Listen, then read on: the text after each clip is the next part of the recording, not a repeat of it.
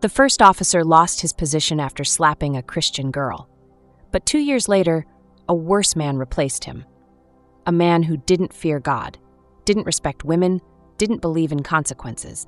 And when he slapped another girl for reading the Bible, both of his hands swelled instantly, right in front of everyone. My name is Grace, and welcome to Unbroken Courage. Beloved, before we go any further, take a moment and tell me, where are you watching from today? Because courage is not just for the loud. Sometimes it is for the silent ones, watching in secret. The man sitting in my office that day introduced himself quietly. "My name is Hassan al-Rashid," he said. "Grace, I was an eyewitness." He didn't speak like someone chasing attention. He spoke like someone haunted by what he saw. Hassan told me that after the incident years ago, the one that shook the palace and quietly removed an officer from his post, many assumed the warning had been received, that the system had learned, that fear would keep everyone careful. But evil doesn't always retreat. Sometimes it returns with a new face and a colder heart.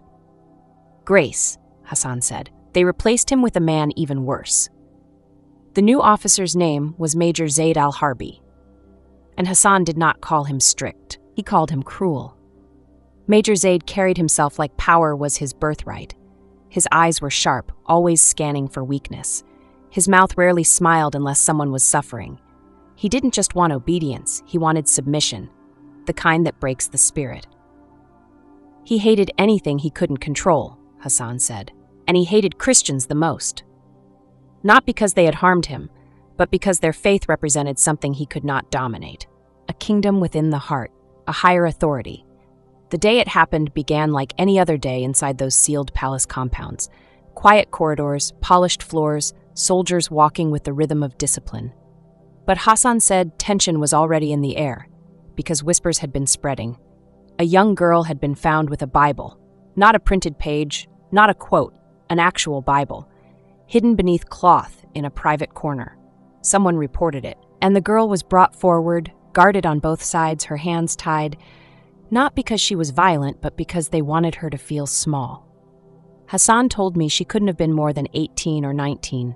Her face was tired, but not arrogant. Her eyes were lowered, but not defeated. He said something about her stood out immediately. Grace, she wasn't begging. She looked like someone holding on to something invisible. The guards planned to take the case to the prince, as protocol required. The prince's orders were the only orders that mattered. But Major Zade had a reputation for something dangerous. He didn't wait for permission. He believed he was permission. When he arrived, the atmosphere changed. Not because he was holy, because he was feared. He walked toward the girl slowly, like a predator with time. He didn't ask her name. He didn't ask where she got the Bible. He didn't ask if she understood the punishment. He only stared at the book, then stared at her, and smiled. A small smile, cold and pleased. "So," he said quietly, "you found courage." The girl didn't respond. Her lips moved slightly as if whispering, not arguing, not resisting, just whispering. Hassan said Major Zade noticed that immediately, and the look in his eyes sharpened. "What are you saying?" he asked. The girl stayed silent, but her lips still moved. Major Zade's voice became mocking. "Is it Jesus?" he asked, leaning closer. "Are you calling on Jesus?" The girl finally lifted her eyes just enough to meet his face, and she did something that angered him more than shouting ever could. She didn't fear him. She looked at him, calmly, as if he wasn't the highest power in the room. Major Zade's smile vanished. His voice rose just a little. "You think your Jesus will save you here?" The girl's mouth moved again, a whisper. Hassan swallowed hard when he told me this part. "Grace, I saw the officer's face change, like something in him snapped, because he remembered the old story. Everyone had heard it. The officer who slapped the Christian girl and later couldn't sleep and had his hands swell like judgment. Major Zade had heard it too, but he didn't fear it. He wanted to prove he was above it. He turned slightly to the other guards and said with disgust, "You were going to take this to the prince?" Then he looked back at the girl. "No," he said, almost smiling again. "We handle this now." One guard hesitated. "Major, protocol." Major Zade cut him off instantly. "Protocol is for weak men." Then he stepped in front of the girl. His voice dropped into a whisper so sharp it felt like a blade. "You will learn respect today." The girl's eyes did not lower. Her lips moved one more time, and then, before anyone could stop it, Major Zade slapped her. Hard. Not once. Twice. The second slap echoed in the corridor. The girl staggered slightly, but she didn't scream, she didn't strike back, she didn't curse. Her lips moved again, still whispering, "Jesus." And that was the moment it happened. Hassan said the sound that came out of Major Zade's mouth was not a shout, but a gasp, because his right hand stiffened instantly. He looked down. His fingers spread wide as if shocked, then his left hand jerked too. His eyes widened. "What?" And in seconds, before anyone even breathed properly, both hands began to swell, not slowly, not over time, immediately, like something unseen grabbed him and wrote a message across his body. His knuckles rose, his veins bulged, his fingers thickened, his palms expanded like inflated flesh. He stumbled backward, staring at his hands like they didn't belong to him, and fear, real fear, hit his face for the first time. Hassan whispered, "Grace," it was obvious to everyone, both hands. At the same time, the guards froze. The corridor went silent, and the girl whispered again, softly, like she wasn't even speaking to the officer, but speaking to the Lord. And Major Zade looked at her like she was no longer human, like she was a doorway to a power he had just offended. Then he backed away, breathing hard, hands swelling larger with every second, and whispered one trembling sentence, "What did you do to me?" Major Zade staggered backward as if he had walked into an invisible wall. His eyes stayed locked on his hands, both of them, swelling faster than the mind could understand. It wasn't just puffiness. It was dramatic, unnatural, shameful, the kind of swelling that makes a strong man look helpless in seconds. He flexed his fingers. They wouldn't bend properly. He tried to clench a fist. Pain shot through his wrists like fire. His breathing became sharp and uneven. "Stop staring," he barked at the guards, voice cracking with panic. But the guards couldn't stop staring, because this wasn't supposed to happen. In their world, consequences belonged to the weak. Punishment belonged to the powerless, not to a man like Major Zade. Yet here he stood, uniform crisp, rank high, and both hands had become a public warning. Hassan whispered to me, "Grace." It was like something marked him, like heaven wrote on his skin.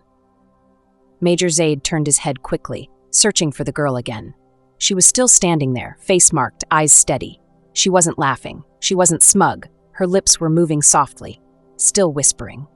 Major Zade's eyes narrowed and his voice dropped into a trembling anger. "Stop that," he snapped. "Stop moving your mouth." The girl didn't respond. She didn't fight. She didn't beg. She simply kept whispering as if she was speaking to someone standing right beside her. That quietness enraged him. Because men like Major Zade don't fear noise, they fear what refuses to fear them. He stepped forward again, one step only, but the pain in both hands forced him to stop. His face twisted. He tried to hide it, but humiliation spilled through his posture like water through cracks. One of the guards finally spoke carefully, as if talking to a wild animal. "Major, perhaps we should take you to medical." Major Zade snapped his head toward him. "Medical?" he shouted, offended by the word itself. "Do I look weak to you?" Then he raised his swollen hands slightly, as if the sight wasn't already obvious. "This is nothing." But his voice betrayed him, because the swelling wasn't stopping. It was getting worse. Hassan said it looked like his hands were inflating under the skin, stretching painfully as if his flesh had turned against him. Major Zade tried to wrap them quickly in cloth. A guard handed him a dark scarf to cover them, and he twisted it around his palms like a man trying to hide a curse. But the cloth tightened too quickly because the swelling kept expanding. His breathing became more frantic. He turned abruptly. "Take her away," he growled, pointing at the girl without looking at her directly. "Lock her down. No food, no water, no talking." A guard hesitated.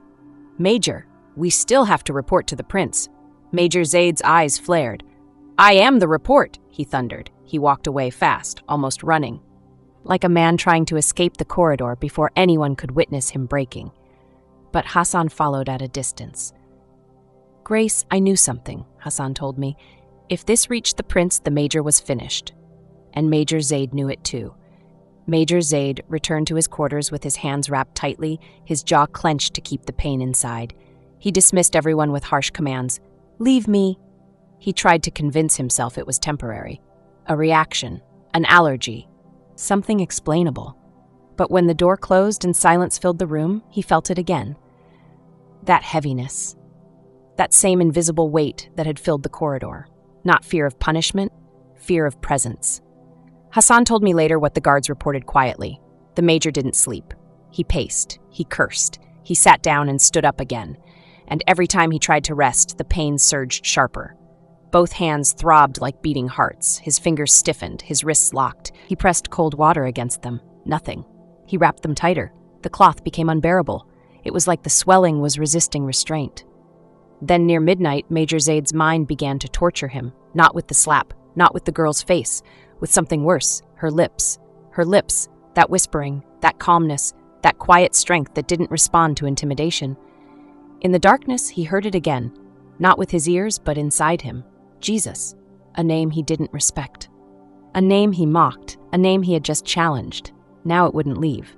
Hassan leaned forward when he told me this part. Grace, one of the guards outside his quarters, said the major whispered something in panic. I asked, "What did he say?"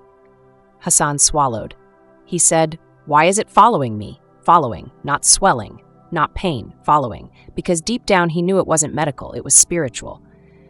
Major Zade tried to resume duty as if nothing happened. He returned to the compound early, hands wrapped, face tightened. But power is not just rank, power is appearance. And that day his appearance was broken. He kept his hands behind his back to hide the swelling, avoiding salutes that required hand gestures, avoiding paperwork, avoiding any situation that would expose him. But an officer's weakness is like blood in water. It draws attention. One soldier whispered to another. A servant saw the cloth. A guard noticed his rigid posture, and rumors moved faster than royal cars. Before midday, a message arrived. The prince wanted to see him. Hassan said Major Zade's face went pale the moment the message came. Not because he feared a conversation, because he feared exposure. He entered the prince's chamber with stiff steps, hands hidden beneath long sleeves. The prince sat calmly, eyes sharp as knives. He didn't greet him. He didn't ask about the girl. He went straight for the problem. "Major Zade," the prince said quietly. "What happened yesterday?" Major Zade's mouth tightened. "Nothing, my prince." The prince's eyes narrowed. "Nothing?" Major Zade swallowed. "A minor incident, my prince. Controlled." The prince leaned forward slightly. "Show me your hands." Silence, the kind of silence that drains the blood from your body. Major Zade hesitated, and in that hesitation, the prince understood everything. His voice hardened. "Show me." Major Zade slowly lifted his sleeves, unwrapped his cloth. The prince stared. Even he couldn't hide his reaction completely. Both hands were swollen grotesquely. Not an injury, a sign. His eyes flicked upward to Major Zade's face. Then the prince asked the question that sliced through pride. "Did you touch the girl?" Major Zade's throat locked. His breathing became shallow. He tried to answer like a warrior, but he sounded like a man being judged. "Yes, my prince." The prince's voice dropped, dangerous. "Before bringing her to me?" Major Zade nodded once, and then what the prince said next stunned everyone in the room, because it wasn't rage, it was fear wrapped in authority. "You are a fool," the prince whispered. "You didn't learn from the last one." Major Zade blinked. The prince leaned in, eyes sharp. "What did the girl do?" Major Zade's lips trembled slightly. She was moving her mouth." The prince stared. "Praying?" Major Zade didn't want to answer, but he did. "Yes." The prince leaned back slowly, and for a moment, he looked troubled, because this wasn't the first time heaven had disturbed his palace, and now it was back, but stronger, because the major's punishment was heavier than the last officer's. Not one hand. Both. The prince spoke again, voice low. "Bring her." Major Zade's eyes widened in sudden panic. "My prince," the prince cut him off. "Bring her." And Hassan told me something that made my chest tighten. Grace, when the prince said that, the major looked terrified. Because Major Zade wasn't afraid of the girl anymore. He was afraid of what happens when she opens her mouth again. Hassan's voice lowered, as if the memory itself carried danger. Grace, when the prince ordered her to be brought, the entire atmosphere changed. Because when a royal command is given, things move quickly. Not with chaos, with precision. Guards left the chamber immediately. Boots echoed on marble floors. Radios crackled with quiet instructions. The palace seemed to tighten around itself, as though it was holding its breath. Major Zade stood stiffly in front of the prince, both hands wrapped again, sweating beneath his uniform. He tried to maintain his posture, but posture is nothing when fear enters the bones. The prince stared at him with controlled disgust. "You touched her without permission," the prince said slowly. "You acted like I was not the authority." Major Zade forced the words out. "I was protecting the kingdom, my prince." The prince's eyes sharpened. "No," he said, voice cold. "You were protecting your pride." That sentence landed hard, not because it was emotional, because it was accurate. Major Zade's jaw tightened. He wanted to speak again, but his hands throbbed beneath the cloth like a warning that speaking might make things worse. And then the guards returned. They brought the girl in. Hassan said the girl looked small, walking between armed men. But her eyes were steady, the way eyes look when someone has already found a stronger place to stand. Her cheek still showed the mark of Major Zade's slap. Her lips were moving faintly, not loudly, not to provoke, just barely moving, like breath in the form of prayer. The prince noticed it immediately. He stared at her mouth, then he looked at Major Zade, and in that moment Hassan said something happened that made even him tremble. "Grace." The prince's face changed. He remembered. Yes. He remembered the earlier officer, the one who had slapped a Christian girl years ago and was later removed quietly. He remembered the rumors. He remembered the fear that had spread through the palace corridors like smoke. But this time, it wasn't rumor. This time, it was in his chamber, both hands swollen. A girl praying. A major trembling. The prince stood slowly, moving closer to the girl. His voice was calm, but the calmness was sharp, like a knife that didn't need to shout. "Look at me," he said. The girl lifted her eyes. She didn't glare, she didn't beg, she simply looked at him, and her lips continued to move. The prince narrowed his eyes. "You are praying." The girl didn't deny it. "Yes," she said softly. One guard flinched. Major Zade shifted his weight, because in that chamber, truth was dangerous. The prince leaned forward slightly. "To Jesus?" The girl swallowed once, then answered, "Yes." Silence fell like a heavy cloth. The prince's jaw tightened. "In my palace," he whispered, voice low and controlled. The girl's voice remained calm. "Yes." Major Zade's anger flared. Even in pain, wickedness still wanted to appear strong.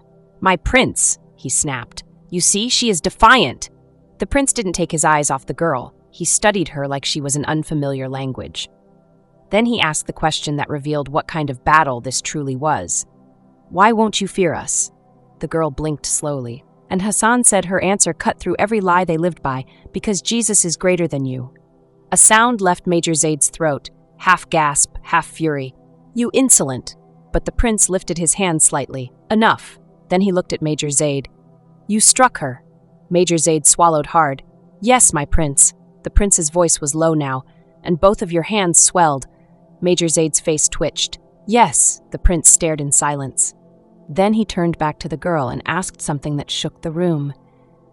"Did you do that?" The girl shook her head gently. "No." The prince's eyes narrowed. "Then who did?" The girl's lips moved again. Her eyes lifted slightly upward. Then she said two words, not loud, not dramatic, but heavy. "Jesus did." The air changed again. Hassan felt it. The guards felt it. Major Zade felt it too, because his hands suddenly throbbed harder, like the name itself squeezed his flesh. He stumbled slightly, grabbing his wrapped palms. The prince's eyes flicked to him. "Unwrap them." Major Zade froze. "My prince," the prince's voice sharpened. "Unwrap them." Slowly, Major Zade removed the cloth. Hassan said it was worse than before. Much worse. The swelling had increased while standing in the prince's presence. His hands looked unnatural, heavy, thick, stiff. His fingers were swollen like they had absorbed something toxic. One of the guards stepped back unconsciously. Another cleared his throat nervously. The prince stared for a long moment. Then he spoke quietly. "This is not normal." Major Zade's eyes were wide now. His pride began to crack. "My prince, I don't know what happened." The prince turned to the girl again. "Say your prayer." The girl blinked. "What?" The prince leaned forward slightly. "Whatever you were whispering, say it again." Hassan's breath caught, because this was the first time he realized the prince wasn't just angry, he was curious. And curiosity is dangerous when it's directed at the things of God. The girl's lips moved, and she whispered something softly. Not for show, not like a performance, a real prayer. and the moment she whispered, Major Zade let out a sharp cry. His hands surged with pain again, and the swelling tightened like a trap around his bones. He fell to one knee, not because he chose humility, because his body could no longer carry his pride. He stared down at his own hands with horror. "Stop!" he cried out. "Stop it! Make it stop!" The prince's eyes widened slightly. He stepped back half a step, because now the chamber had become a courtroom, and heaven had taken the seat of judge. The girl looked at Major Zade, and Hassan said her eyes weren't hateful. They were steady. She spoke softly, almost sadly. "You can't fight him." Major Zade's face twisted. "I will kill you." But the words sounded weak now, because pain had humbled him, and fear had exposed him. The prince looked down at Major Zade like a man realizing he had appointed a fool. Then he spoke words that made Hassan's stomach drop. "Take the major away." Major Zade's head snapped up. "My prince, no, please." But the prince's voice was cold. "You acted without my order. You embarrassed this house, and now something unseen is humiliating you." He leaned down slightly toward Major Zade. "You are no longer useful." The guards grabbed Major Zade under his arms. He tried to resist, but cried out again as his swollen hands moved. He looked at the girl with hatred, then with fear, then with something else. Desperation. "What do you want?" he begged suddenly. "What do you want from me?" The girl's lips moved once more, and she answered with a sentence that turned the room cold. "Jesus wants your heart." Silence. Major Zade's face froze. The prince's eyes narrowed. The guards hesitated, because that sentence wasn't a threat. It was an announcement, and something about it felt final. Major Zade was dragged out of the chamber, screaming in pain and rage, both hands swollen like a living judgment. The girl remained standing. The prince stared at her, his voice lowered. "You are dangerous." The girl looked at him calmly. "No," she said softly. "Jesus is." And Hassan whispered to me, "Grace." When she said that, the prince looked afraid for the first time, because if Jesus could humble an officer instantly, who was next? Hassan's voice became quieter, as if he didn't want to awaken the memory again. "Grace." When they dragged Major Zade away, everyone thought the problem would calm down. But it didn't. It grew, because what happened in the prince's chamber wasn't a lesson the palace could ignore.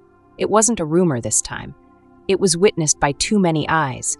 A major, violent, proud, fearless, brought to his knees in seconds, not by weapons, by a prayer.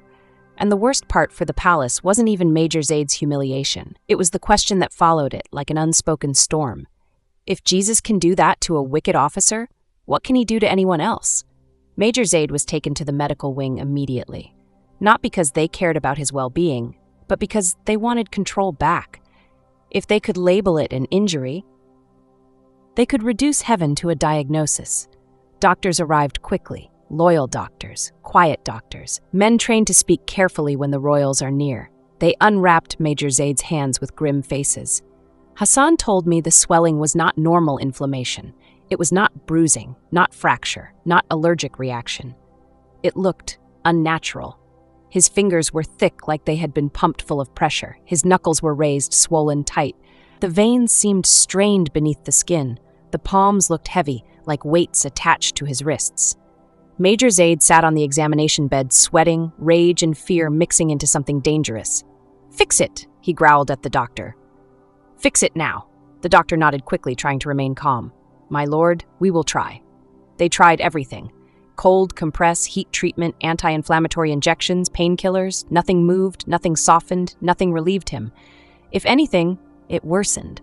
Hassan said Major Zade suddenly cried out as if a shock ran through both hands at the same time. He grabbed them and doubled over, breathing hard. "It's burning," he shouted. "It's burning." The doctor flinched. "My lord, I don't understand this."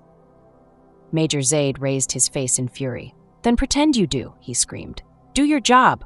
But the doctor couldn't pretend, because medicine cannot explain what is spiritual, and everyone in that room knew it. They didn't say it out loud, but they knew. That evening, Major Zade was removed from public sight, not because his condition improved, because it embarrassed the palace. They placed him in a secured recovery room guarded by soldiers who had one assignment: keep him hidden. But Hassan whispered to me something chilling. "Grace, hiding him didn't hide what happened. It only gave it room to grow. Because once the doors closed and darkness fell, Major Zade faced something he couldn't slap. He faced the presence. He tried to sleep. He couldn't. His hands throbbed, heavy and stiff. Even lying down hurt him. His fingers felt too swollen to relax. His wrists tightened like invisible chains. He sat up, panting, and looked at his hands under the dim light. They looked like evidence, like a sign, like punishment. And Major Zade didn't know how to handle punishment. He was the one who punished others. That night, he raged. He cursed. He screamed into the room, demanding relief. "Leave me alone," he shouted. "Leave me alone." No one answered, but the heaviness remained. Then for the first time, he whispered the name he hated, Jesus. Not in faith, in anger. And the moment he whispered it, pain surged, both hands seized with burning pressure. He cried out loudly, slamming his back against the wall. His eyes widened and fear finally spilled out openly. "No, no." Hassan leaned forward as he told me this. Grace, he tried to curse that name, but every time he spoke it, his hands got worse. It was like heaven was saying, "You can mock him, but you can't command him." Sometime after midnight, Major Zade finally collapsed into a sleep, not restful. A sleep that felt like falling. And in that sleep, he entered a dream that shattered him. Hassan said Major Zade told the medic later, trembling, that he dreamed he was standing in a corridor like the palace corridor. But longer, darker, endless, and at the end of the corridor was a light, not warm light, a terrifying light, a light that exposed everything. He tried to walk away, but his feet wouldn't move. He tried to raise his hands, and both hands were swollen grotesquely in the dream too. Then he heard a voice, not loud, not angry, but like a judge reading truth. "Why do you strike my daughters?" Major Zade tried to speak. His mouth wouldn't open. The voice came again, "Why do you mock my name?" Major Zade's eyes widened and his body trembled. He forced a whisper out, I have power." And the voice answered with terrifying calm, "No, you borrowed it." Major Zade shook violently. "I am a major," the voice cut through him, "and I am Lord." Major Zade woke up screaming. Sweat drenched his uniform. His breathing was wild, his face pale. He looked around the room in panic like someone was standing there, but no one was visible. Still, the heaviness remained, and his hands had swollen even more. Hassan whispered, "Grace." He woke up worse. By morning, word reached the prince again. Even loyal men could not keep quiet when fear spreads. The prince called for updates. He called doctors, he called advisors, and he asked one question repeatedly. Is he dying? The doctors didn't answer directly, because it wasn't a disease. It was something they didn't have vocabulary for. They finally gave a weak answer. "My prince, we can't explain the swelling." The prince's jaw tightened. Then explain why it happened. Silence. No doctor could answer without risking his own life. But the prince already knew the answer. He had watched it happen, in his own chamber. And in that moment, Hassan said the prince did something he never expected. The prince became unsettled. Not terrified. Not yet, but disturbed. Because power hates mysteries. And this was a mystery that carried a name. The prince looked away, then asked quietly, "What about the girl?" A guard responded, "She is locked down, my prince, silent." The prince narrowed his eyes. "Silent?" The guard hesitated. She prays, quietly." The prince's throat moved. He remembered the earlier days, the earlier officer, the earlier humiliation. Then the prince whispered something that shocked the men around him. "Bring her again." The advisors stiffened. One said carefully, "My prince, perhaps we should not." The prince snapped, "Bring her." Because deep down, he needed to know. Not just for control, but for survival. Because if this Jesus could punish Major Zade instantly, what else could happen inside his palace? Hassan stared at me and said a sentence that carried weight. "Grace, the palace wasn't dealing with a rebellious girl anymore." He swallowed hard. They were dealing with the presence of Jesus. And the next meeting was about to shake the entire house. Because the prince would stand face to face with a faith he could not crush. And Major Zade was about to beg for help from the same Jesus he mocked. Hassan's voice was steady, but I could hear the fear behind it. Grace. By the time the prince called for her again, the whole compound felt like it was under a shadow. Not a shadow of darkness, a shadow of awareness. Like everyone could sense something unseen moving through the palace corridors, something they couldn't command, couldn't intimidate, couldn't arrest.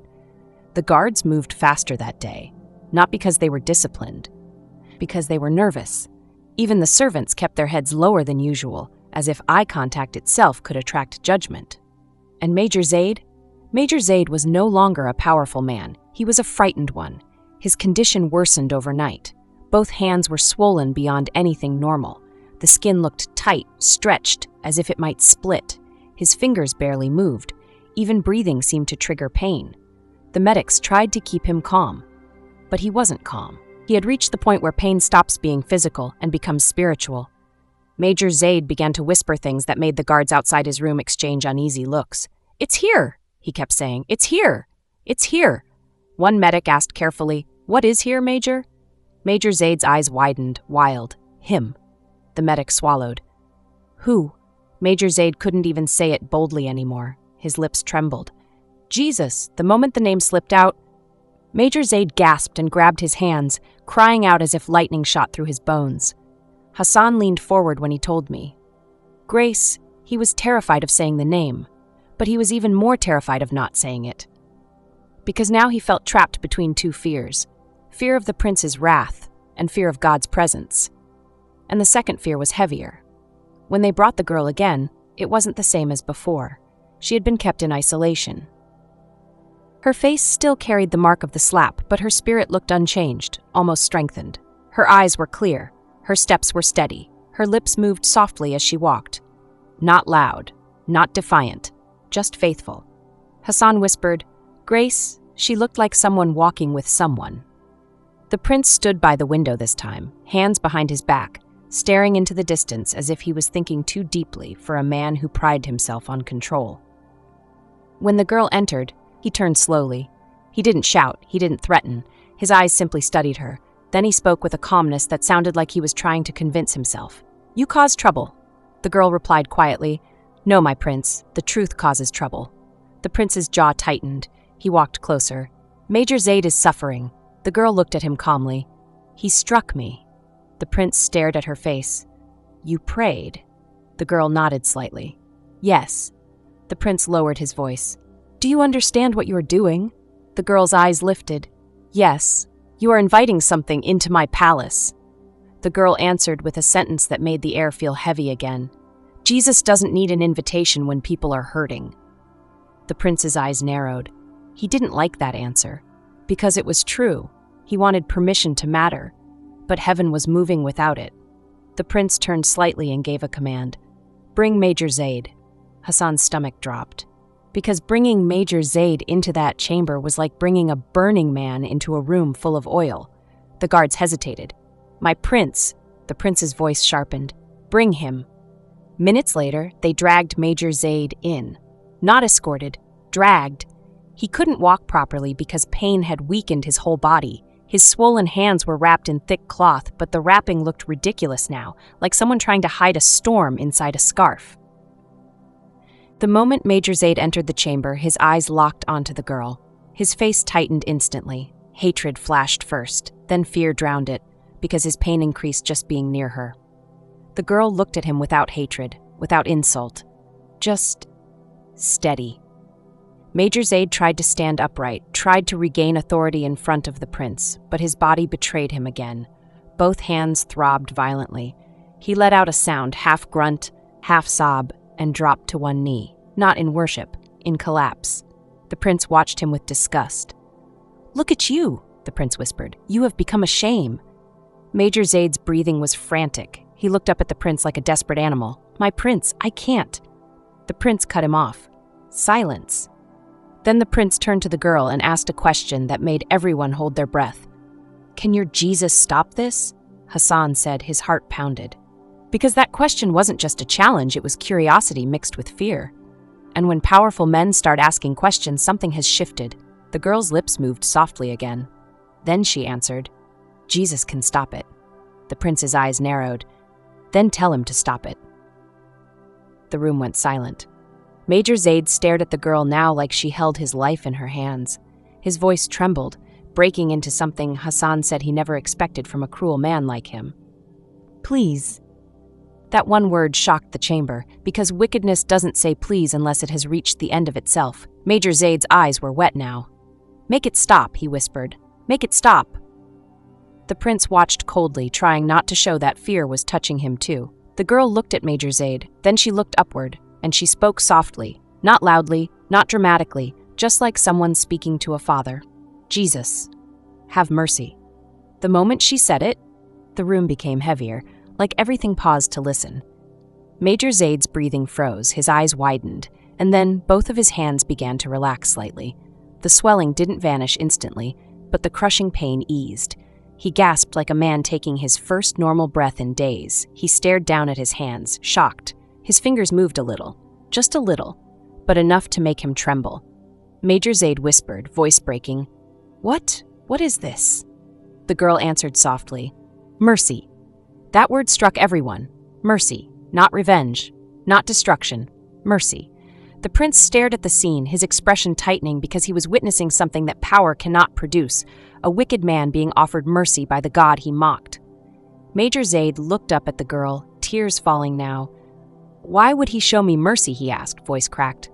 The girl replied calmly, "Because Jesus is not like you." That sentence was sharp and holy because it wasn't insult. It was truth. Major Zade lowered his head slightly. His voice trembled. I didn't fear him." The girl whispered, "Now you do." Major Zade nodded faintly. "Yes," he whispered. "Yes." The prince's eyes shifted, unsettled, because fear of God spreads, and once fear of God enters a palace, the palace is never the same again. Major Zade's pain eased, but his pride was still alive. And pride does not die in one moment, it fights to survive.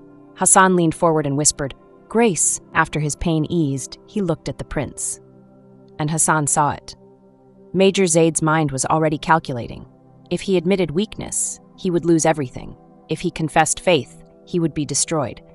So even after mercy touched him, fear of man still pulled at him. The prince stared down at him. "You will be removed from your position," the prince said quietly. Major Zade's eyes widened. "My prince," the prince cut him off. "You embarrassed this house, and you brought something into my chamber." He stared at the girl again. "This ends." But his voice shook slightly, because deep down, he knew something. This wasn't ending. This was beginning. Because now the prince had witnessed mercy, and Major Zade had tasted fear of God. And the girl was still praying, still standing, still alive. And Hassan whispered the final line with trembling intensity.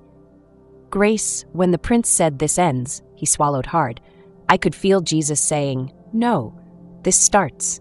Hassan's voice softened, but the weight of what he was saying felt heavier than anything else. "Grace." After that moment of mercy, the palace entered a kind of silence I had never felt before. Not normal silence, not the silence of routine, the silence of men who just realized they are not in control, because the prince had seen it with his own eyes.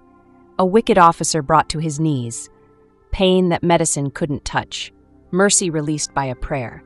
And the most frightening part, it happened in the prince's chamber, the place where power was supposed to sit highest. That chamber had become something else, a courtroom, and for the first time, the prince was not the judge. The prince's decision came quickly, not because he was kind, because he was threatened. Major Zade remained kneeling, breathing hard, hands still swollen, but no longer screaming with the same pain. His eyes were wet with fear. But fear does not always mean repentance. Fear can also mean survival instincts. The prince stared down at him coldly. "You are finished," he said. Major Zade's eyes widened. "My prince, please."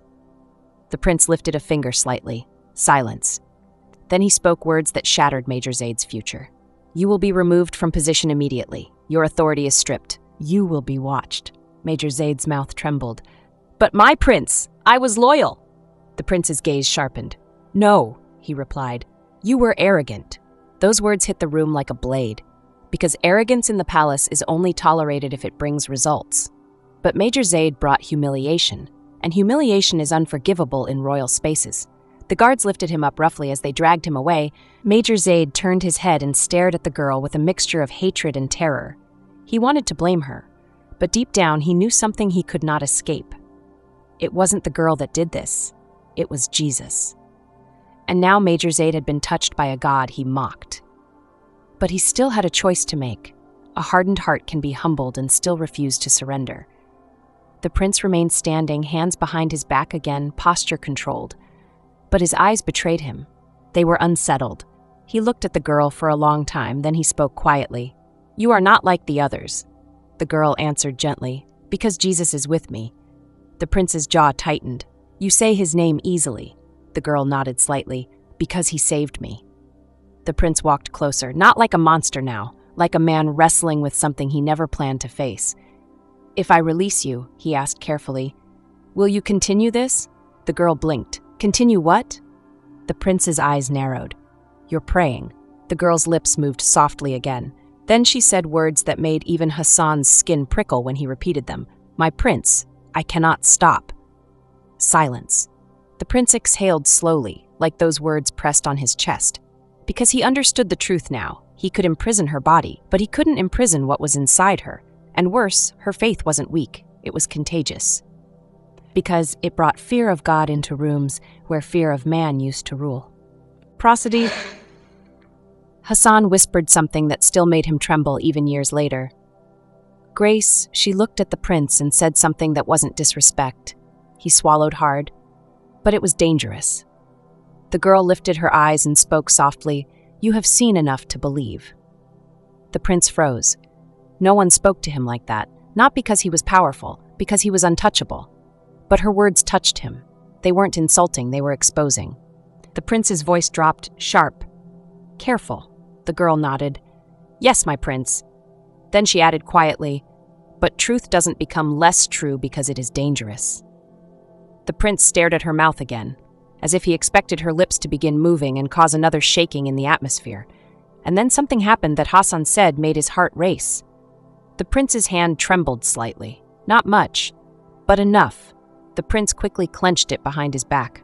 He didn't want anyone to see it, because the prince remembered the swelling, the punishment, the fear, and the prince suddenly realized something horrifying. If the officer could be judged, then the prince could be next.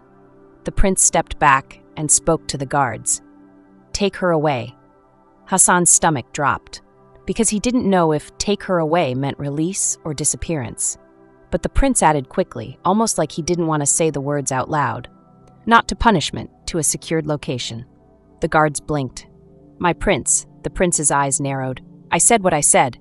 Then he turned back to the girl. He stared at her for a long moment. Then he said something unexpected, not soft, not kind, but honest.